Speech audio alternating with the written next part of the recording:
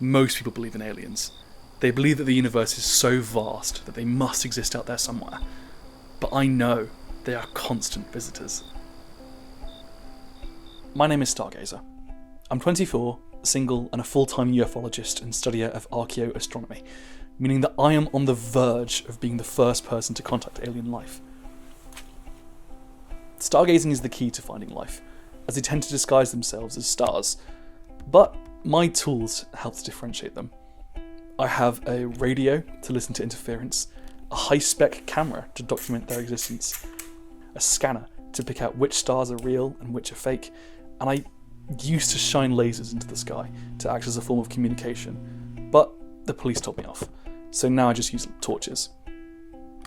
They probably don't work as well, but I'm sure they'll see me regardless. During the non-stargazable hours, I divide my time between books and the internet.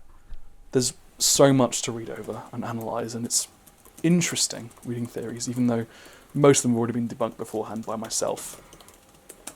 I use various chat rooms and forums for me to share my findings and to form proper discussion too. I spend a lot of time posting my research and documentation to these forums, though long since been abandoned. In my years of research, I only ever found one good author. Kerry Buckler. He wrote To the Mysteries and Beyond, an account of the very first visitors to our universe many millions of years ago and how we can understand their influence through studies of the past. He was an outcast, like me, never married, and spent all of his life trying to get people to listen to the truth. One of these truths was the mystery surrounding jellyfish. These creatures, as he writes, are the closest that most of humanity will come to making contact with primordial life. Jellyfish, you see, lack many of the internal organs we would come to expect from traditional life. They have no bones, heart, lungs, or even a brain. Instead, their existence is from remarkable adaptations to their bodies, allowing them complex cell systems acting in place of their organs, suiting them perfectly to deep-sea life. Buckler notes, this is how alien life would adapt to the vast emptiness of space. He was an amazing man that people didn't appreciate or take notice of, but I never got the chance to speak to him. Unfortunately, he passed before I could. It would have been nice to meet someone like him.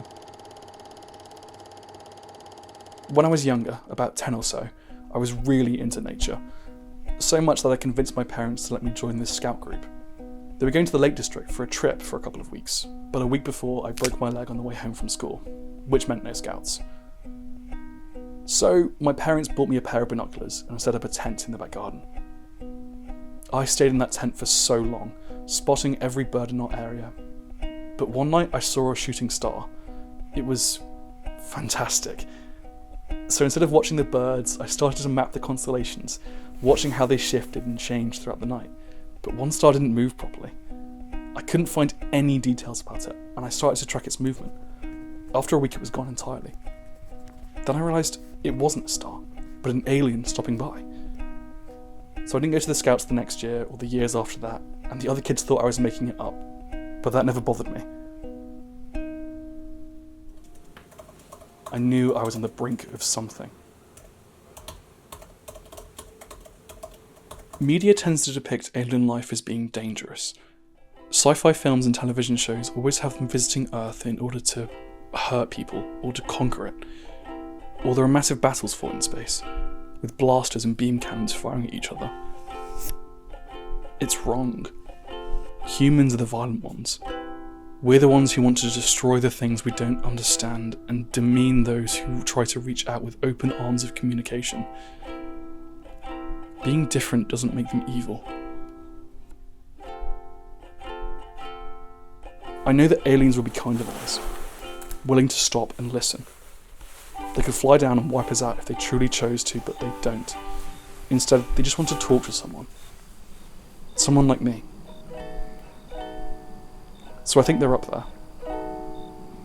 And I'll meet them soon. I just have to wait a little longer.